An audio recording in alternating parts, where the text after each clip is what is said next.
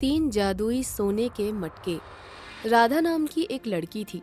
राधा जब बहुत छोटी थी तभी उसकी माँ की मृत्यु हो गई थी। राधा की देखभाल के लिए राधा के पिता सुरेश ने अनामिका नाम की एक लड़की से दूसरी शादी कर ली।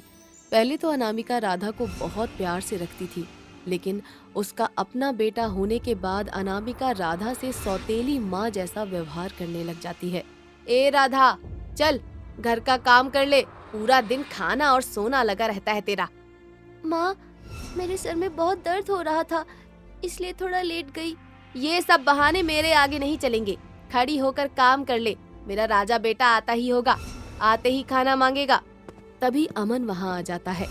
माँ, बहुत भूख लगी है, जल्दी से खाना दो ना। अरे मेरा बेटा, इस काम चोर ने अभी कुछ नहीं बनाया है, ले ये तू पैसे ले जाकर कुछ खा ले जा। अनामिका राधा को जोर से थप्पड़ मारती है।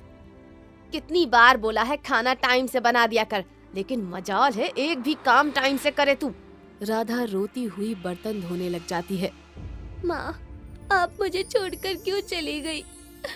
ये वाली माँ बिल्कुल भी अच्छी नहीं है, और पापा भी काम से बाहर ही रहते हैं। उन्हें तो कुछ पता ही नहीं है मेरे साथ क्या हो रहा है। ऐसे ही रोते रोते घर का काम करती रहती है राधा। तभी अनामिका बोलती है, एक काम चोर, चल अब जाकर पानी भर ले, घर में एक बूंद पानी नहीं है। माँ, पहले थोड़ा खाना खा लूं, फिर पानी ले आऊंगी। आज सुबह से कुछ नहीं खाया है। हाँ हाँ महारानी, तेरे लिए अभी 56 भोग लगाती हूँ मैं, वही खाकर तो तू पानी लेने जाना। जाती है या अभी बताऊं तुझे? चल जा अब, वापस आइयो तब खाइयो। बेचारी राधा रोते रोते मटका सर पर रखकर पानी लेने चली जाती है, और पानी लाते वक्त उसे चक्कर आ जाते हैं और उससे मटका छूट जाता है। हे भगवान, ये मटका तो टूट गया। क्या करूं मैं अब? माँ तो मुझे बहुत मारेगी। फिर राधा डरते हुए घर आती है। आ गई तू? और मटका कहाँ है पानी का? लाई है या नहीं? वो माँ, मैं पानी नहीं लाई।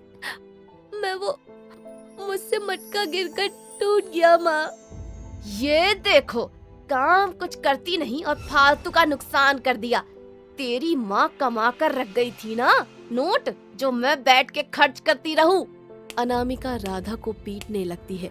रात को अनामिका अपनी माँ से बोलती है, माँ, बहुत भूख लगी है, कुछ खाने को दे दो।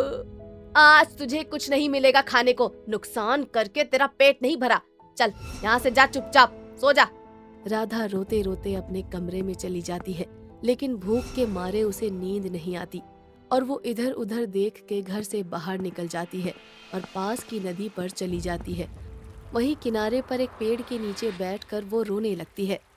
माँ, आज आप होती तो मुझे ये भूखा नहीं रहना पड़ता। इससे अच्छा तो आप मुझे अपने पास ही बुला लेती। तभी नदी में से एक मछली निकलती है और किनारे पर आकर तड़पने लगती है। अरे, लगता है ये मछली पानी के बहाव से बाहर आ गई है। बेचारी कैसे तड़प रही है। इसे नदी में डाल देती हूँ। राधा मछली को पानी में छोड़ देती है। मछली फिर पानी से बाहर आती है। अरे मछली रानी, तुम बार बार बाहर क्यों आ रही हो? क्या तुम्हें पानी में रहना अच्छा नहीं लगता? या तुम्हारी माँ भी सौतेली है, इसीलिए तुम यहाँ रहना चाहती हो? मैं तो तुम्हें रोता देखकर बाहर आई हूँ। तुम बोल भी सकती हो? तुम बोल कैसे सकती हो? डरो मत, मैं तुम्हें कोई नुकसान नहीं पहुँचाऊंगी। लेकिन तुम मुझे ये बताओ, तुम रो क्यों रही थी? राधा मछली को सारी बात बता देती है। अच्छा, तो ये बात है। लेकिन अब से तुम्हें दुखी होने की जरूरत नहीं है। तभी मछली पानी में कूद जाती है और अपने मुंह से 3 जगह पानी फेंकती है। ये लो राधा, ये 3 जादुई सोने के मटके हैं। एक मटके से सोना, दूसरे से खाना और तीसरे मटके से कपड़े और सैंडल और गहने निकलेंगे। क्या तुम सच बोल रही हो? अब मुझे भूखा नहीं रहना पड़ेगा। म- मैं मैं अपनी माँ की तरह अच्छे कपड़े पहनूंगी और उनके जैसे रहूंगी। हे जादुई सोने के मटके, मुझे अपना जादू दिखाओ। तभी एक मटका सोना देने लगता है और दूसरा खाना और तीसरा मटका कपड़े, सैंडल और गहने देने लग जाता है। पहले तो मैं खाना खा लूं, बहुत भूख लगी है, कल से कुछ नहीं खाया। राधा खाना खा लेती है और खाना खाकर सोचती है, लेकिन मैं ये मटके घर लेकर नहीं जा सकती। मेरी माँ ने देखा तो ये सब मुझसे छीन लेंगी। राधा तीनों जादुई सोने के मटकों को वहीं पास की झाड़ियों में छुपा देती है और बाकी का सामान चुपचाप घर ले आती है। अगले दिन सुबह राधा उठकर अपने काम में लग जाती है जल्दी जल्दी काम खत्म कर लूं, फिर नए कपड़े पहनूंगी। और राधा ऐसा ही करती है। उसे नए कपड़े पहनकर अनामिका बोलती है, ये नया सूट तेरे पास कहाँ से आ गया? वो माँ, मुझे मंदिर के बाहर किसी ने दिया था। चल अच्छा ही है, वरना फटे पुराने कपड़ों में तू मेरी ही बेइज्जती करवा रही थी। ये बोलकर अनामिका अपने कमरे में चली जाती है और बाजार जाने के लिए पैसे लेने लगती है। अरे, मैंने तो यहाँ पैसे रखे थे, कहाँ चले गए? अनामिका हर जगह पैसे ढूंढती है, लेकिन उसे पैसे कहीं नहीं मिलते। तभी अमन आता है और बोलता है, माँ, क्या ढूंढ रही हो? अनामिका उसे पैसे के बारे में बताती है। माँ, क्या पता राधा ने पैसे चुराए हो? तू सही कह रहा है, उसने आज नया सूट भी पहना है। ए राधा, तूने मेरे पैसे चुराए हैं ना? नहीं नहीं माँ, मैंने चोरी नहीं की। मुझसे झूठ बोलती है, चोरी करती है, और ये सूट ये चोरी के पैसों से लेकर आई है तू? हाँ? वहीं दूसरी तरफ अमन मन ही मन सोच रहा था, चलो सही है, मेरी जान तो बची।